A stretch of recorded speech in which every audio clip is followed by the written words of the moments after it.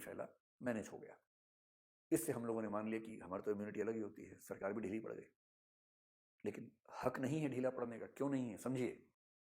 सबसे पहला काम सरकार को जो करना है, प्रॉपर जीनोम सीक्वेंसिंग करनी है। जीनोम सीक्वेंसिंग अकेला तरीका है जिससे पता लगता है कि नया वेरिएंट आया है या नहीं आया है। आया है तो तुरंत पकड़ में आ जाता है, तुरंत हम उस पर रिसर्च करके वैक्सीन बना सकते हैं उसके हिसाब से।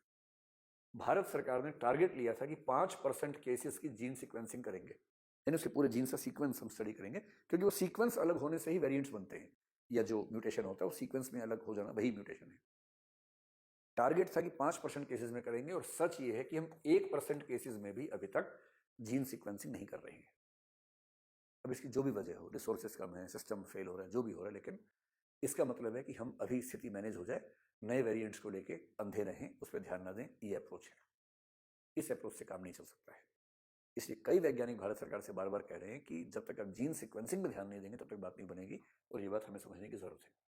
वैक्सीनेशन जितना जल्दी हो सके होना चाहिए, कैपेसिटी बढ़ाएं, इंपोर्ट करें, जो करें, कोई भी वैक्सीन मेरे लगवा लीजिए। ये मत सोचिए कि ये वैक्सीन अच्छी है कि वो अच्छी है, इस पर बात कर लेंगे अलग से, लेकिन अभी सच ये है कि कोई भी वैक्सीन लगवा लीजिए, वो बेहतर है, डरने की बात नहीं है।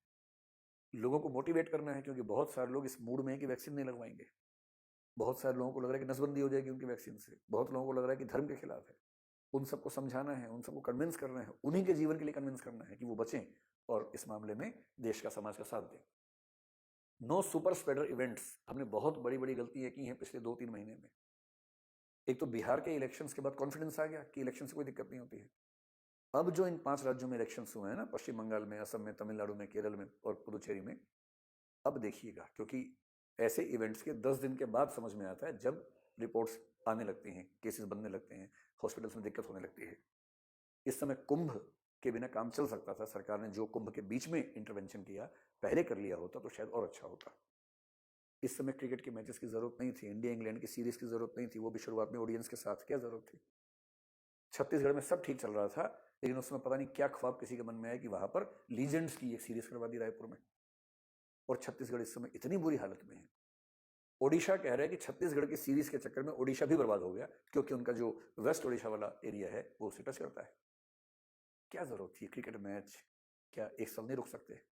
क्या इलेक्शंस 1 साल नहीं रोक सकते? क्या हम संविधान में संशोधन नहीं कर सकते? क्या सुप्रीम कोर्ट इंटरवेंशन नहीं कर सकता था इस मामले में? क्या कुंभ का मेला, जो साधु लोगों ने प्रधानमंत्री की अपील पर बाद में फैसला किया, क्या वो पहले नहीं हो सकता था? क्योंकि हम लोग कॉम्प्लेसेंट थे, हमने उस पर ध्यान नहीं दिया, उतना सीरियसली उन चीजों को लिया नहीं।